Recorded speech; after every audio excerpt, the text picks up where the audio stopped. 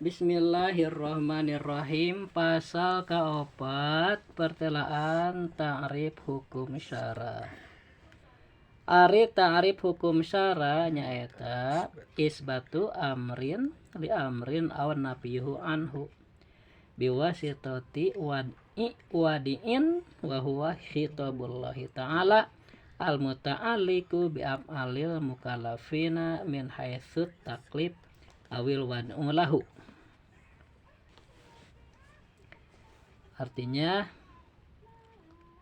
ari hukum syara'nya eta netepkeun perkara kana perkara anu sejen tawa ngeuweuhkeun perkara tinu sejen ku aturan anu kagungan aturan nu ngaturna nyaeta dawuhan Allah ngatur lampah mukallaf beh teu saralah.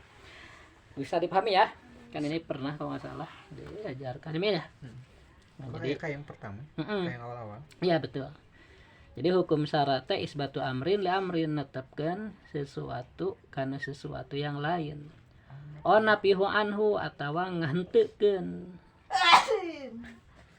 sesuatu eta teh tina sesuatu yang lain teh ya. Jadi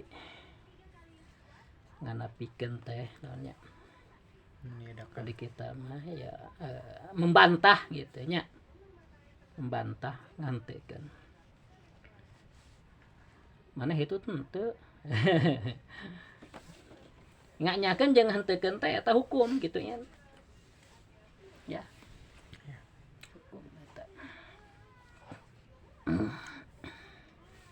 Sehingga di pengadilan kan ditanya si pelaku teh, benar nggak kamu melaksanakan ini, itu diteliti terus sampai yang aku iya betul, nah baru bisa dihukumi gitu kan, mau diberi sanksi gitu kan. Ada hukum eta ngalanggar nate manehna, tapi interogasinya kan harus lengkap gitu, harus ngaku sendiri. Zaman Nabi juga gitu, dulu ada seorang wanita datang ke Nabi ngadu gitu, ya Rasulullah, tolong hukum saya telah berbuat zina. Rasulullah nggak balik, nggak suka gitu, tidak tembal. Pulang ya Rasulullah. Kedua kali datang deh. Jadi Rasulullah sengaja itu sungguh-sungguh teh gitu kan. Kedua kali datang deh, bilang minta dihukum karena dia telah berbuat zina, pingin bertobat. Rasul diantep. Katilu kali, nah baru yakin kan udah 3 kali mah nggak mungkin main-main gitu. Ditanya ke Rasul tanya, kamu hamil nggak? Iya, tunggu sampai melahirkan. Udah melahirkan baru dihukum, diranjam, jadi di sedada kalau nggak salah itu dikubur badannya itu. Setelah itu dilempar sampai mati. Jadi hukuman di dunia bersih ya dosanya gitu, di akhirat nggak akan disiksa. Kan dirinya dihukum memakai hukum Islam. Nah, yang dirinya ini tidak memakai hukum Islam, bukan mujtahid gitu yang menetapkan hukumannya. Nah, di akhirat sidang lagi nanti. Banyak kasus nggak selesai di dunia, di akhirat selesai nanti. Langsung Allah hakimnya.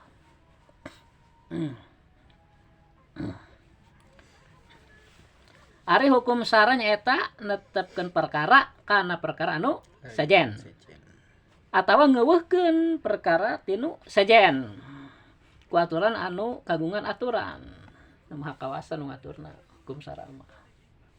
Ini mun dibilang hukum syara dari Allah eta mah udah. Kecuali nu bilang hukum syara enggak ngerti ya. Bisa aja pahaman dia dianggap hukum syara. Harus satunya gitu teh. Karena kalau tahu hukum syara berarti dia pasti tahu apa itu wajib, sunat, mubah, makruh jeung haram. Nya hukum taklif teh kan eta. Kayak bid'ah mah eta mah objekna justru, bukan subjek. Objek kajianana bid'ah teh ya masuk ka mana bid'ah ya gitu kan. Masuk anu wajib atau anu mubah atau sunat atau anu makruh atau anu haram gitu. Kembalikan hukum 05 itu sudah sepakat ulama. Udah beres sebenarnya di zaman dulu juga ulama itu menyelesaikan tentang itu. Jadi hukum bid'ah itu kembali ke dikembalikan atau ta'aluk kepada hukum taklif yang 5. Kan itu sesuatu yang baru. Jadi bukan cuma tidak dicontohkan oleh Nabi ya, tapi kalau dalam hukum agama, dalam hukum agama emang ke sana arahnya itu. Sesuatu yang tidak ada, sesuatu yang baru gitu. Yang itu tidak ada itu di zaman Nabi ya. Jadi belum sampai dihukumi oleh Nabi, ditetapkan hukumnya gitu kan, belum sempat gitu kan. Itu bid'ah. Nah itu bid'ah tuh. Nanti dikembalikan hukum taklif yang 5 kayak Sayyidina Abu Bakar kan membukukan Al-Quran. Ya, itu kan nggak ada contoh dari Nabi. Nah itu bid'ah tuh. Karena itu masalah agama kan. Tapi kemudian dipertimbangkan. Kalau tidak dibukukan, pasti umat nggak akan ada yang bisa baca Quran. Jadi sudah matang itu pemikiran tuh.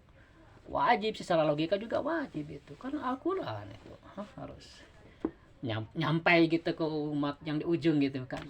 Jadi hakikatnya Allah memberikan ilham kepada Sayyidina Umar ya, untuk pembukaan Al-Quran itu. Diilhamkan ke Allah ke Sayyidina Umar. Umar dibilang ke Sayyidina Abu Bakar, pertama Sayyidina Abu Bakar geser sepintas, waduh nggak dicontohkan oleh Nabi, bahkan di zaman Nabi sendiri dilarang Quran teh kecuali Zaid bin Sabitnya eta mah sekretaris Nabi khusus. Jadi maksudnya kieu Rasulullah teh punya catatan sendiri melalui Zaid teh ya. Tanu lain mah sahabat lain utamanan ku Rasul teh nyatat Quran teh gitu harita mah. Tapi sahabat juga kan kadang-kadang takut lupa, mereka juga tetap mencatat, itu nggak dilarang tapi itu ya. Cuma maksudnya jangan sampai satu bendel gitu kan.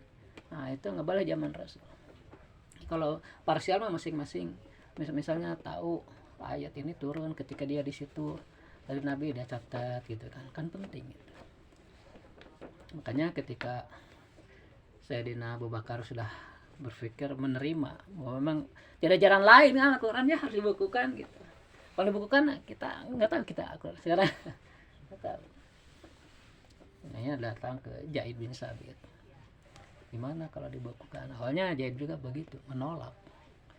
Jadi berpikirnya sepintas gitu, nggak ada contoh gitu kan. Takut kita itu, kan sangat taat nih, para sahabatnya ke Rasulullah tak bisa bertimbangan ngobrol akhirnya, iya ya, gimana kalau umat nanti nggak bisa, kita takut berdosa kan, membiarkan mereka nggak bisa kan. Sekarang kesempatannya ada sekarang gitu kan, masih ada orang-orang yang tahu itu riwayat Al-Quran, turunnya Al-Quran kan. Akhirnya terima. Nah akhirnya kan bukan cuma Al-Quran, hadis juga dibukukan akhirnya kan. Nah, nanti hilang kan benar yang hafal pada meninggal, buku-buku agama juga terusuk tentang akidah.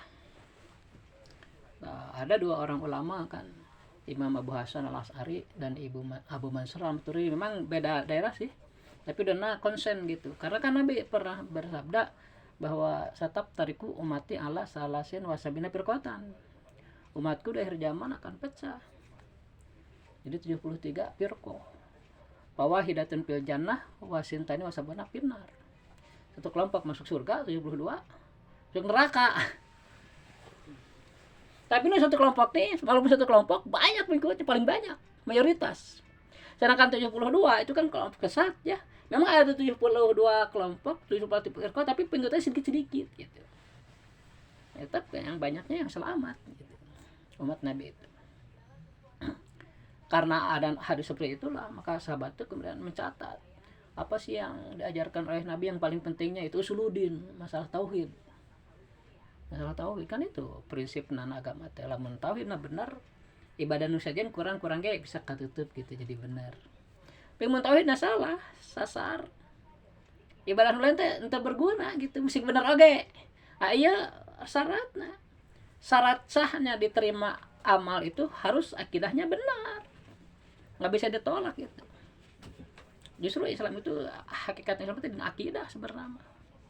Akidah. Cocok lamun kita nggak panjang umur, nggak ada kegiatan ya, mungkin perintah-perintah seperti sholat zakat itu nggak perlu itu misalnya gitu ya, nggak masalah. Tapi karena kita hidup lama harus ada kegiatan, nah ditambahkan itu sholat zakat saum, kegiatan fisik gitu. Untuk apa? Justru untuk memperkuat nuayana batin, keimanan teh, ketauhidan teh itu harus sama dari zaman Nabi Adam sampai akhir zaman nanti, itu harus satu akidah. Nah disusun ku Abu Mansur Al-Maturidi teh jeung ya Abu Hasan Al Asy'ari dibukukan gitu. Jadi mau nyimpan tidak udah sesat ya gitu. Walaupun orangnya baiknya saleh ketinggalin aja, tapi akhirnya nanti udah sesat ya. Jadi orang sesat itu ada nu radikal juga Wahabi, aya anu bager. Pokoknya teh nyaho akidah ya udah. Standar ya mah. Makanya kuat pisan di aswaja mah pengajaran sifat 20 teh diutamakan. Coba eta nu bakal jadi non kemampuan kita nanti menjawab di alam kubur itu kan pertanyaan malaikat, man rabbuka, siapa Tuhanmu? Karena kita di dunia sudah mengulik gitu ya, tahu wujud kidang bako jeung dalil segala bisa ngajawab gitu. Kalau dilatih deh tiap disolatkan dikirkan la ilaha illallahnya, ikut kita kalau imam. Bapak kadang ngomong tasbih nanya takbir tasbih tahmid nanti ikut ya bapak punya wirid sendiri kan, ketika la ilaha illallah mau ikut ya langsung eureun bapak wirid sorangan betul dikir eta langsung nabi seutam pernah dikir dia orang terlatih maksudnya iku mah kemun mah gampang ngucapkeun ana menjalma tara ngucapkeun la ilaha illallah rek mah teh hese ngucapkeun teh lidahna heuras. Aku mungkin sering baca Quran lancar lidah dilawe teh ngaji heuras deui dia teh bisa ngaji tak ulah eureun sebab banyak baca Quran teh menginspirasi karena pikiran teh jernih pikiran teh. Kalamu Allah eta makan sarua jeung dialog jeung Allah tuh. Mun orang tekun baca Quran ya rutin sehari sajuz gitu. Kalau kayak orang diberi kaulan sakila. Kata-kata kita tuh berbobot. Orang bukan anak buah norur. Hebat gitu kayak. Hebat Al-Qur'an teh. Makanya harus mulai sekarang kalian ya. Nu hafal ayat kursi, hapakeun ayat kursi 70 tiap hari. Hafal al-Ikhlas lah, sok we.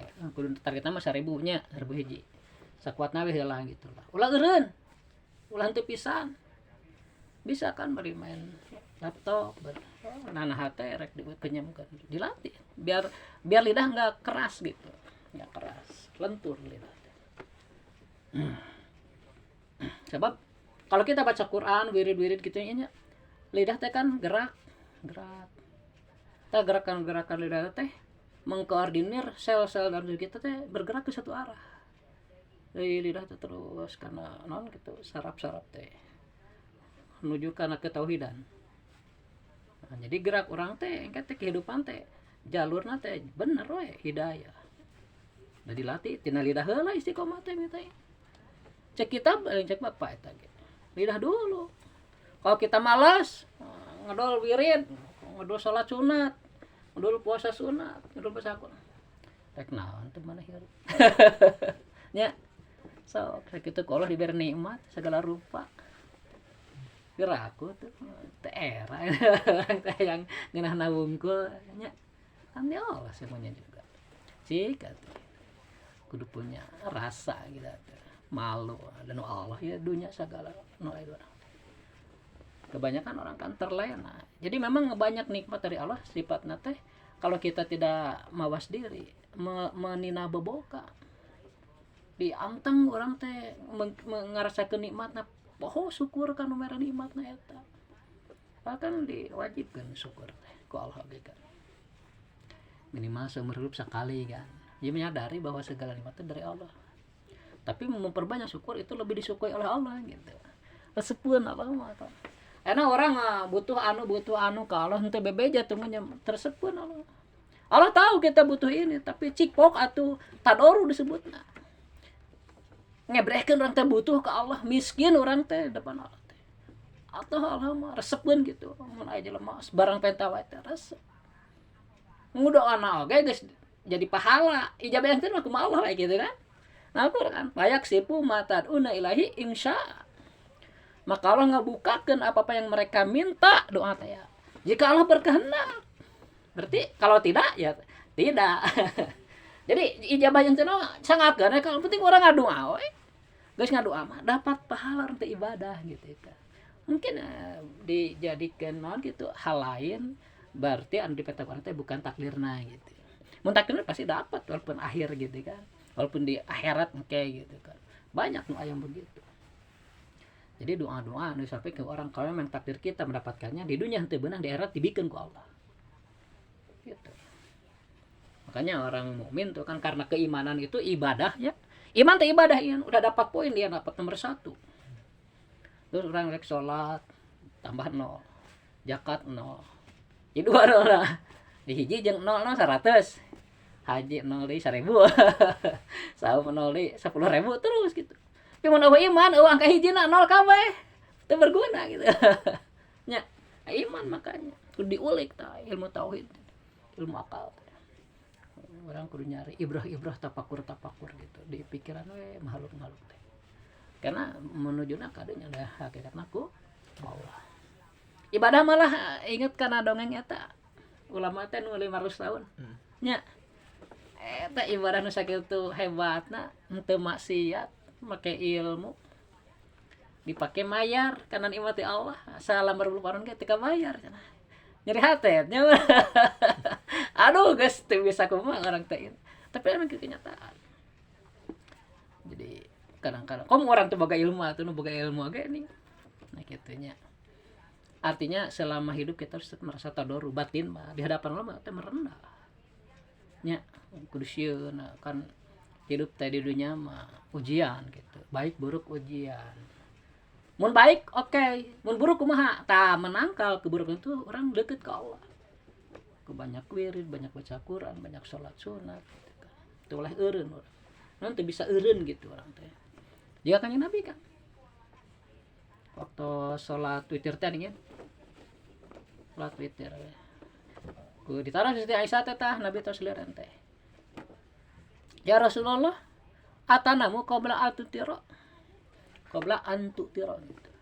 Ya Rasulullah, ana salira teh kulem samemeh tepan. Jawab Nabi teh, inna aina ya tanaman. Ya Aisyah, hari kedua mataku teh tidur. Jika orang lain gitu tidur. Wala ya namukul, tapi hati kuring teh bisa. Wah, Nabi mah teu waspada gitu. Nya sasana mah beureum. Batinna mah teu bisa da izin ku Allah. Diponcong kayak gitu ke Allahnya. Diawasi gitu. Kayak kamu lah. Di tempat kerja ketat, bosnya ngawasin terus. Gimana kerja kita kan pekun atuh. Sieun salah. Bari ngerjakeun ge walaupun berarti kita ngadeg-deg we hae bah sieun ku pengawas, sieun ku dunungan teh. Beda jeung berbuat dosa kan aya ngadeg karena sieun ku dosa. Baru kesalahan. Ya mah murni penghormatan. Ya Rasul mah salimna ge tu kolom batinna hebat. Moal bisa orang mun sare mutlak. Hanya peureum panonnya hate gitu kan ya. Hanya biasa dilatih. Mun rek tidur teh baca doa. Apa kan biasa ngadengkeun baca Quran. Tapi ka peureum teh kadang we begitu nyaring teh kan mesti kana nyala. Nyambung gitu. Biasa seger gitu. Teu ieu. Jadi hukum syarat teh netepkeun hiji perkara kana perkara anu sajen atawa nganapikeunana tina eta anu tina perkara anu sajen teh ya. Pasal kalima pertelaan pembagian khitab.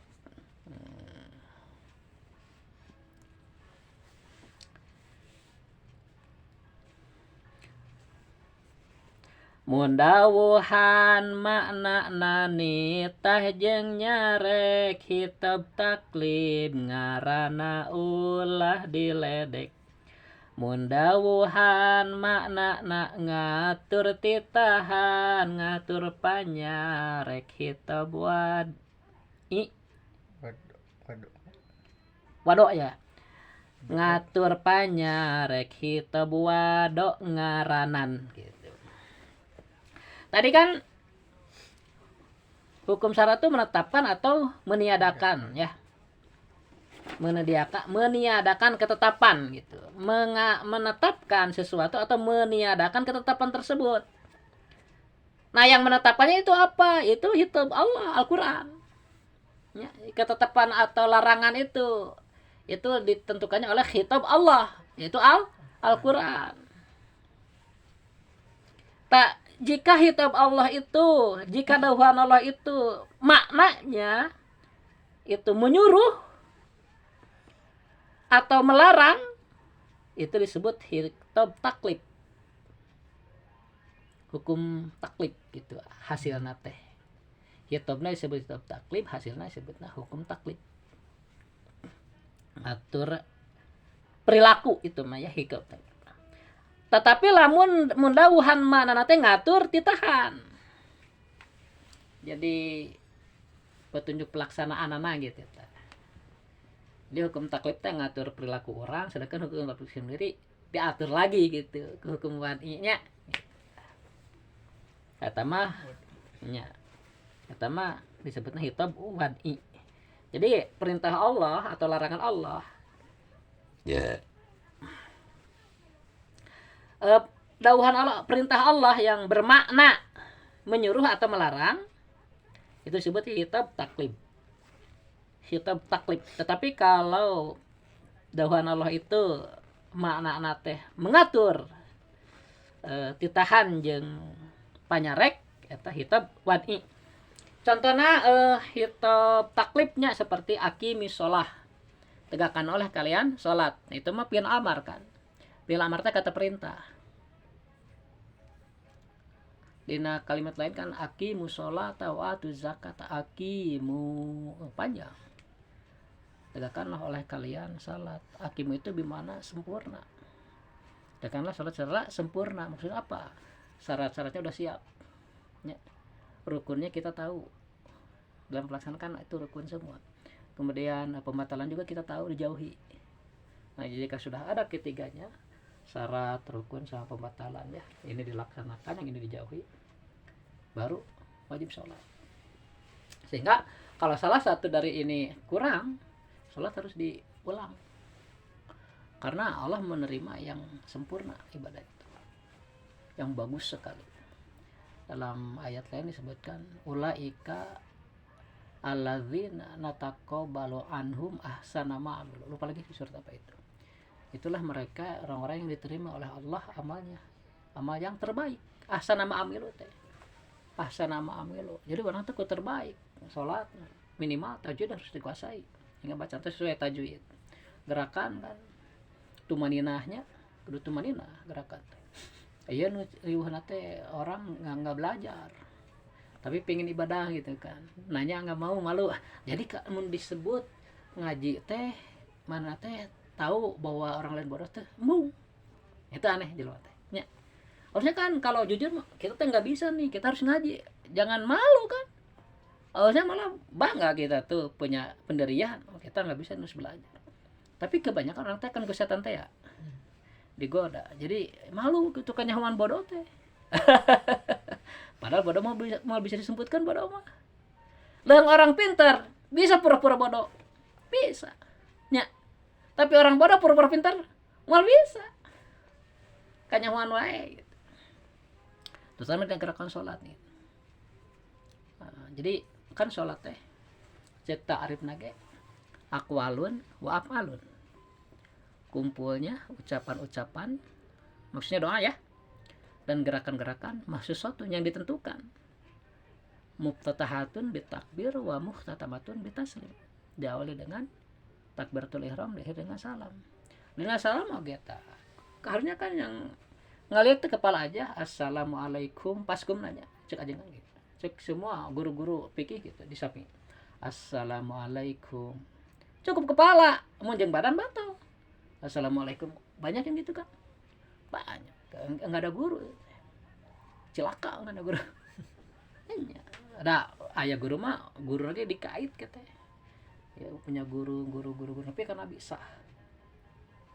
diterima terputus, wah itu udah karunya ngeri lah.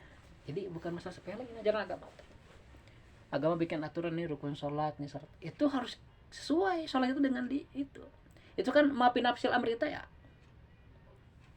maafidonil mukallaf. Nah ya maka yakin orang teh benar ya menyesuaikan agama gitu kan.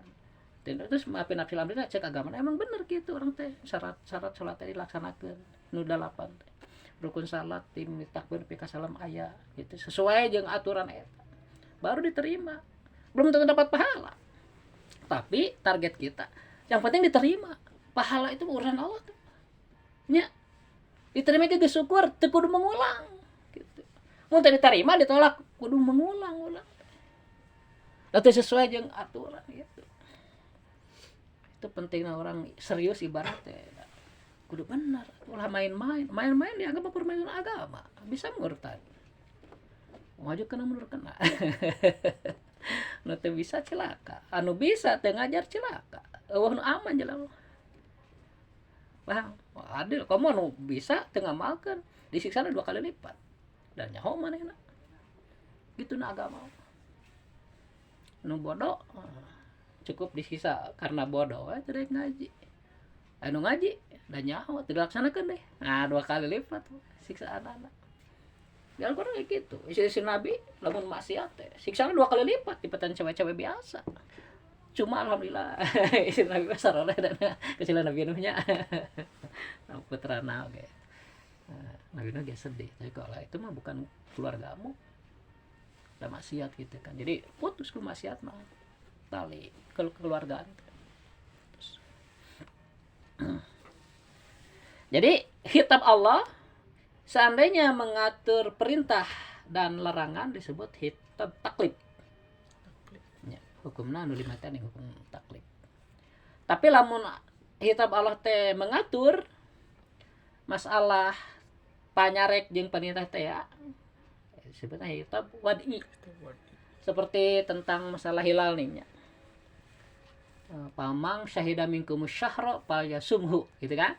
Nah eta kitab wad'i ngaranna. Ngatur puasa. Nya. Cara ngalaksanakeun puasa teh kapan mulaina gitu kan. Kan pamang syahida. Pak mangka mang siapa saja syahida yang menyaksikan. Minkum syahra kana tanggal 1 hilal teh ning eta. Matak di ru'yat teh kan. Kuat nih dalilna ru'yat teh.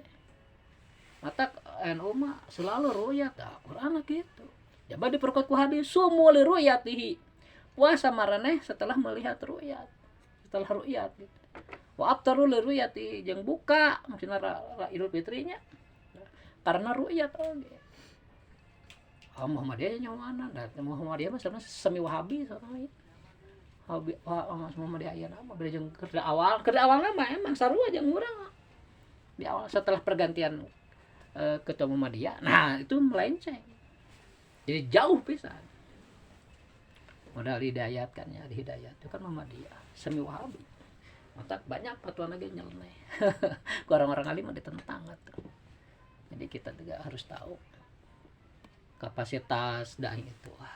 Pokoknya udah beda aliran udah aja ya. Jangan terpukau gitu, tidak percuma. Beda aliran udah. Dia sendiri belum terus selamat gitu kan. Walaupun kita enggak menjasis ya, cuma beda udahlah. Gitu. Bapak masih saya salut ke saha Abdul Somad. Murni eta mah anu atuh ajaranana. Sarua jeung bapak lah nyantai. Bangga. Cuma di politik dia dipisahkan. Orang-orang anu berkeinginan gitu nya yang bikin kubu-kubuan gitu. Karunya sebenarnya dijebak atuh sama teh. Mudah-mudahan iyalah jika saha Habib Rizik karunya tapi dia mah Habib untuk diri sendiri mah aman ya Habib mah ada keyakinan anu mah gitu. Habib mah sing sakumaha melenceng di akhir mah kualah diberi obat kembali ke jalan lurus. Ada orang manusia biasa mah dia bilang gitu. Takut karunya pengikutna anu sesat gitu nya ka bawa ka Habib Rizik eta mah jaminan. Karena balik dia bener gitu. Kamu kebanyakan orang-orang bodoh gitu kan. Nah, masalah kidah teh nya turut munding. Mereka dulu kan pernah ning bahasa kampanye ya Allah cenah lamun pimpinan nu calon kumaneh teu kapilih cenah moal anu nyembah ka Allah. Teu geura. Juga zaman umat baheula we. Nurutan orang-orang saleh ngadoa teh. Malah kan terbukti meleset ning manehna nya. Jadi hati-hati kadang-kadang identitas agama dibawa-bawa karena politik gitu. Wah, ngeri. Jadi nyilakkeun diri sorangan gitu. Kapahamnya da ieu mah perhijarkeun nya. Ayeuna ya. Pasal kagenep pertelaan kitab taklif. Yang wadu teh yang itu ya yang syarat sah sebab ya hukum wadu teh eta. Ya seperti tadi ning pamang saya da minkum sahra falyasum eta jadi syarat. Barang siapa yang melihat hilal tanggal 1, maka dia wajib puasa besok nah gitu. Terus kumaha dibejakeun ka batur percaya, yang percaya wajib ikut. Eta syarat eta teh. Jadi syarat kita mulai berpuasa itu harus ada hilal. Sehingga di NU mah kan kalau belum 2 derajat kan enggak dihitung. Belum ada hilal, belum memenuhi syarat. Makanya disampurnakan bulan Saban 30 hari. Tah puasa na bulan Saban teh disebut hari sak eta haram. Muhammadiyah geus mulai puasa. Hari sak eta ieu. Ayeuna mun rek masuk ka Ramadan kan tanggal 29 dilihat hilal teh. Mun teh mah ayeuna ya tanggal 29 Sa'ban. Tadi ditinggali maghrib teh, hasil teh hilal. Mun hasil berarti besok tanggal 1 Ramadan. Berarti bulan Sa'ban sampai tanggal 29. Dah ini tanggal 9 hilal. Lamun dilihat tidak berhasil, berarti besoknya tanggal 30 Sa'ban. Bukan tanggal 1. Tanggal 1 pagetona. Tah, tanggal 30 Sa'ban tadi disebutnya hari syak. Hari syak, hari yang meragukan apakah saum atau enggak gitu. Karena tanggal 30 itu tidak hasil, berarti dia tidak boleh saum. Haram. Haram. Model kan nggak pakai ru'yat, jadi langsung masuk milaan nih. Orang mah wajib non gitu bukanya haram puasa dah hari sakti mana malah harus puasa karunya umatna DRT terus jawabkan tuh ya gede pisan lorak karena pimpinan nyasarkeunnya aya tarekat gening tadi Sumatera nepi ka ayeuna walaupun ngaranna mah anak Sabandia nggak salah ngaran tarekat Mu'tabar kan guruna bukan orang pakih bukan orang ahli fikih gitu kadang-kadang 2 hari 3 hari sebelumnya geus memulai marana puasa karena naonan siar dan sesat itu bukan ada sesuatu untuk aya murni ke agama itu untuk materi kayak itu materi keterlaluan gitu insyaallah lah orang mahnya di Aswaja mahnya di Indonesia diwakili ku NU lah insyaallah dia teliti gitu jadi pamang syahida minkum sahropal ya sumut itu hitung Allah Al-Qur'an kan eta ngatur kana wadi ngatur kana aturan ngatur karena hukum taklif sehingga jadi syarat kan syarat termasuk hukum wadinya syarat kemudian naon deui anu haid ning orang belum sholat ya udah azan duhur nepi ka jam 2 can sholat keburu haid nah jadi temu orang sholat malah kan kudu dikodong kayaknya nah jadi eta teh mani penyegah mani teh jadi kan 5nya hukum wadi teh syarat, sabab, sah, mani jeung batal atau pasid. Pasid mah eta tah modal nu nikah nih. Akad. Padahal memang ijab kabul geus direnengkeun pasid teh, itu kan rusak nya. Rusak. Ulah daek ya mun dia jadikeun saksi. Angin mah jadi saksi nikah kumaha carana gitu. Direnengkeun teu eta pangantenna memeh akad, direnengkeun embung gitu.